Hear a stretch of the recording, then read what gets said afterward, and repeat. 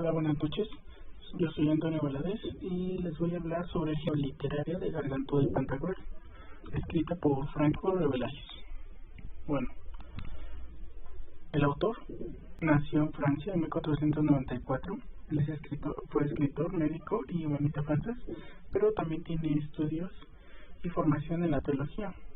Y también profesó como monje en 1520. Para cuando escribe sus obras, utiliza otro nombre que en realidad es un anagrama de su propio nombre. Alcufribas Nasir es el nombre que utiliza y su nombre es Franco Rabelais.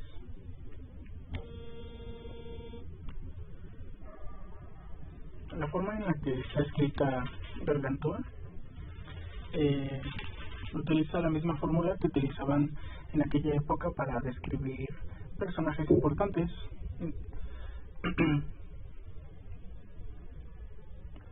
El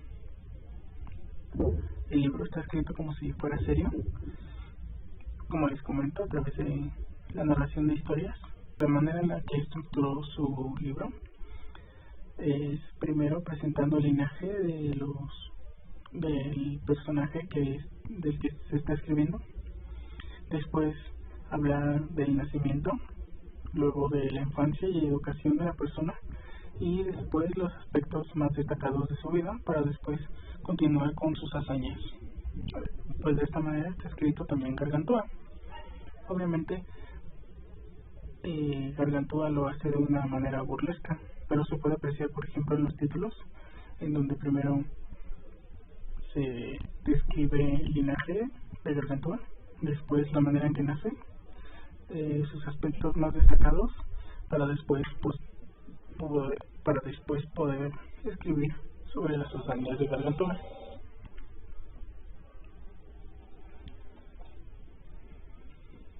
Bueno, la manera en la que se escribió es con el fin de hacer reír, pero utiliza los elementos de la cultura popular, tales como historias imposibles o ridículas con las que poder hacer reír. Pero como les comento, si son elementos de la cultura popular, ocurre que es difícil poder comprender algunos de las formas en las que hace reír si primero no se tiene un conocimiento de la cultura de la época. Es como si te contasen un chiste y no lo comprendes. Pues no lo comprendes porque no tienes esa previa información de la que necesitas disponer para comprender el chiste. El problema es que si te lo cuentan en ese momento, el chiste, digamos que pierde la gracia.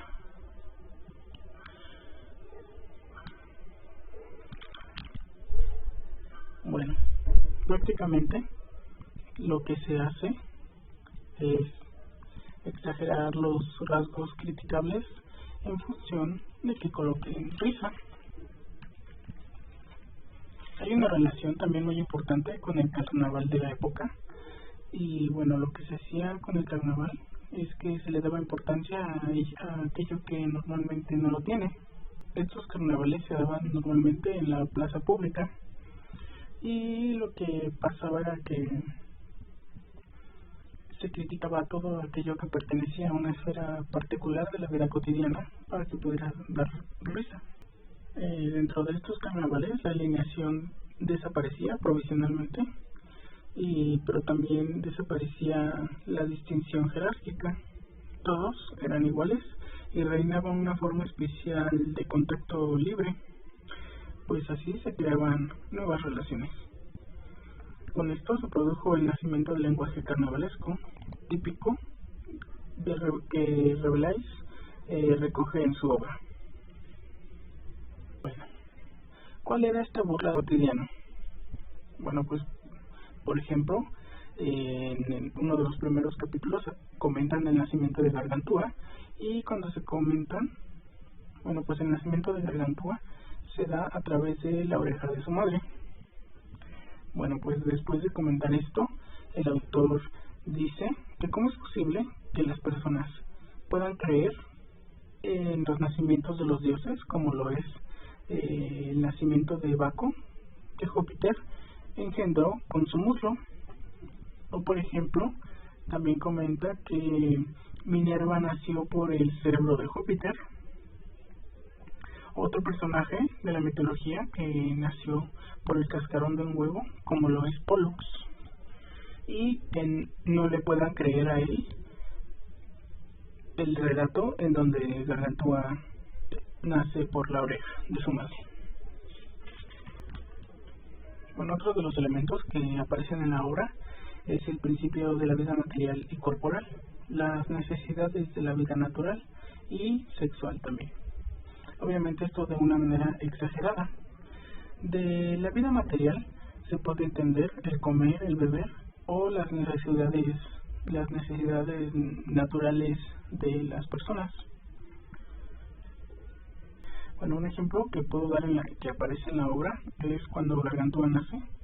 Se necesitan traer cantidades gigantescas de vacas para que éstas puedan proveer leche, ya que Gargantúa consume muchísimos litros al día.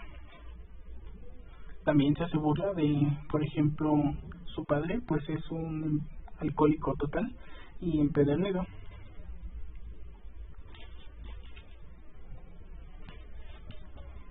Pero hay quien lleva esta comparación de la vida cotidiana al extremo y se esfuerza en encontrar cada detalle en la obra para hacer una alusión a hechos determinados en la realidad. Por ejemplo, el capítulo del limpiaculos de Gargantúa. Se busca interpretar a cada limpiaculos que Gargantúa elige. Cuando se limpia, por ejemplo, con un gato, el cual le desgarra el Pirineo con las uñas. Bueno, los comentaristas ven allí un hecho en la vida de Francisco I, que a la edad de 8 años contrajo una enfermedad venérea por tener relaciones con una joven boscona. Pues se curó gracias a los cuidados que la madre de Francisco tuvo con él. En la obra de Gargantúa se puede apreciar que Gargantúa se cura de los rasguños limpiándose con los guantes de su madre.